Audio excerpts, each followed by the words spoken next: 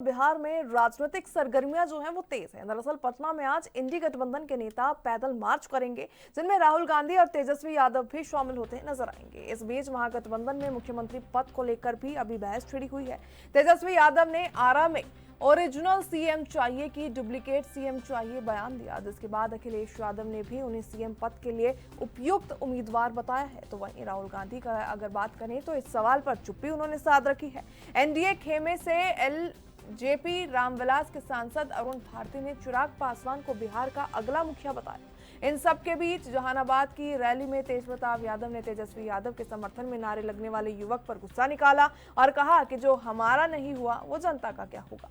ये बयान दोनों भाइयों के बीच सब कुछ ठीक ना होने के लिए बड़ा संकेत माना जा रहा है।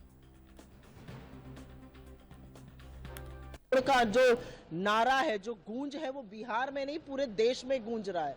असलियत यह है कि जो खिलवाड़ इस देश में वोट के अधिकार के साथ करने की साजिश रची जा रही थी, उसके खिलाफ ये देश जाग चुका है।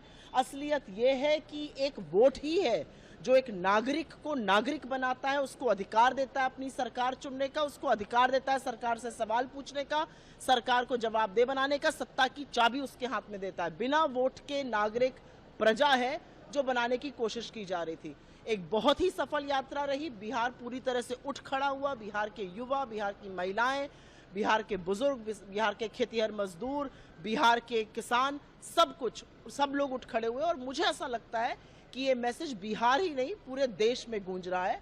और इलेक्शन की जो चोरी की जा रही थी, जो वोट चोरी बड़े पैमाने पर हो रही थी, वो वोट चोर गद्दी छोड़ के नारे से पूरी तरह से खत्म होगी, इसका मुझे पूरा विश्वास है।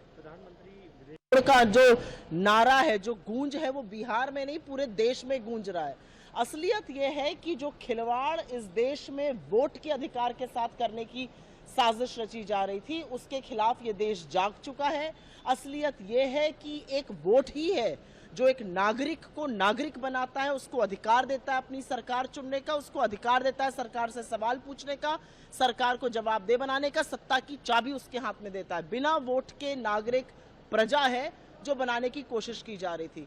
एक बहुत ही सफल यात्रा रही। बिहार पूरी तरह से उठ खड़ा हुआ। बिहार के युवा, बिहार की महिलाएं, बिहार के बुजुर्ग, बिहार के खेतीहर मजदूर, बिहार के किसान, सब लोग उठ खड़े हुए। और मुझे ऐसा लगता है कि ये मैसेज बिहार ही नहीं पूरे देश में गूंज रहा है। और इलेक्शन की जो चोरी की जा रही थी, जो वोट चोरी बड़े पैमाने पर हो रही थी, वो वोट चोर गद्दी छोड़ के नारे से पूरी तरह से खत्म होगी, इसका मुझे पूरा विश्वास है। का जो नारा है, जो गूंज है, वो बिहार में नहीं पूरे देश में गूंज रहा है। असलियत यह है कि जो खिलवाड़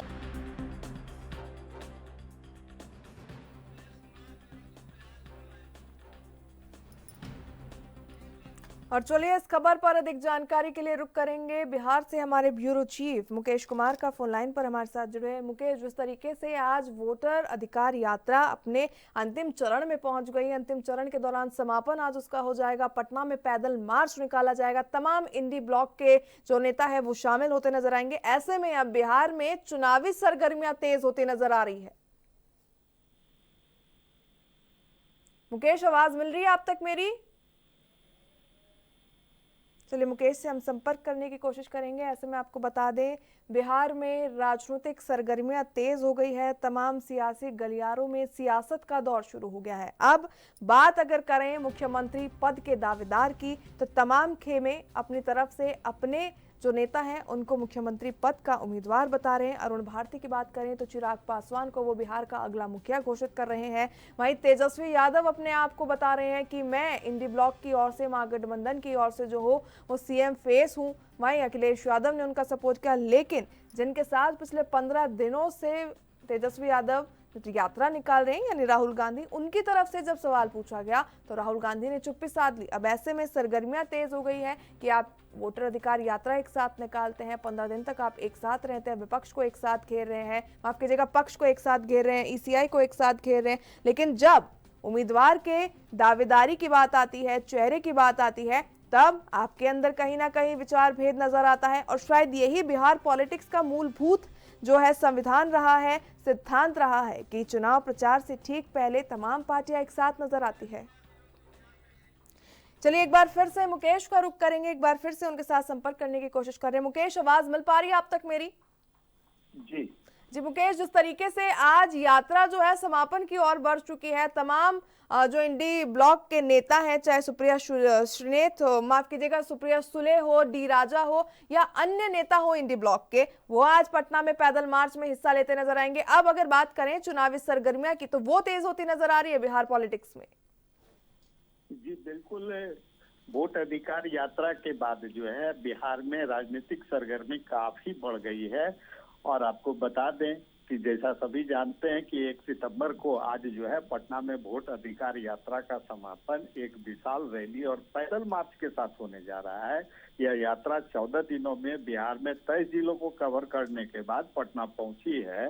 और इस यात्रा से लेकर के जो है इंडिया गठबंधन, माफ कीजिए, इंडिया गठबंधन के नेताओं में और कार्यकर्ताओं में काफी जोशो खरोश देखने को मिल रहा है। पूरे पटना में जो है व्यापक पैमाने पर तैयारी की गई है और जिसका की नतीजा है कि चुनावी सरगर्मियां जो है बिहार में तो सने सने जैसे जैसे तिथियां बढ़ रही है और चुनाव आयोग के द्वारा जल्द ही अधिसूचना जारी होने की भी बात कही जा रही है। वही राजनीतिक सरगर्मियां भी बढ़ गई है और जिसमें विधानसभा चुनाव में एक महत्वपूर्ण राजनीतिक शक्ति के रूप में इंडिया गठबंधन अब एक बार फिर से देखने को मिल रही है।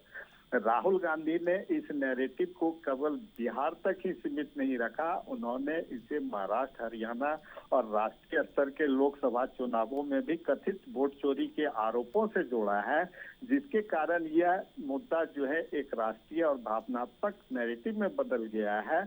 और उनकी यह रणनीति यहाँ कारगर कितना हो पाएगी यह तो आने वाला वक्त बताएगा, लेकिन समान राजनीतिक प्रतियोगिता के बजाय इसे यह समझा जाए कि लोकतंत्र और संविधान को बचाने के लिए यह जो लड़ाई प्रस्तुत की गई थी और इस कार्यक्रम को पहले गांधी मैदान में रैली के रूप में किया जाना था, लेकिन अब इस कार्यक्रम को नया मोड़ दे दिया गया है, जो कि गांधी अंबेडकर मार्च का नाम इसे देते हुए और इस कार्यक्रम को जो है पटना में गांधी से अंबेडकर मार्च के रूप में संपन्न किया जाएगा।